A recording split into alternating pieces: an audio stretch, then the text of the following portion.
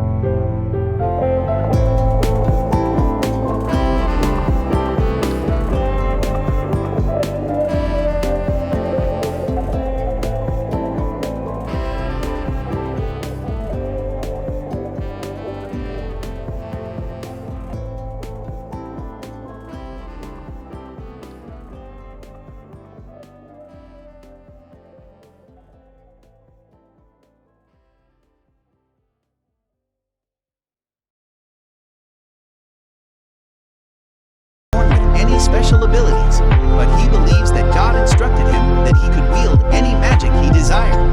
Linz continues by stating that there are 7 magic stones that can be used to gauge an individual's ability. Toya proves to be an amazing champ, capable of using all 6 elements and null magic thanks to God's earlier blessing. The girls are taken aback since they have never known somebody who is able to use all 6 elements. Additionally, the NUL magic gate that Toya is able to do is quite potent. They are able to quickly go from one place to another using this. Toya regrets that God bestowed this talent on him without any training. It nearly has the impression that he cheated in a game. A few days later, Toya has already mastered the majority of the elements and their spells, so the group accepts more challenging missions that pay more. One such assignment they accept is to send a letter to the royal capital. The group sees a strangely clothed woman being harassed by a bunch of men as they head into the city. Despite having a very easy time defeating the bunch, she seems to be hungry, and as a result, she stumbles. However, Toya and his team show up just in time to assist her.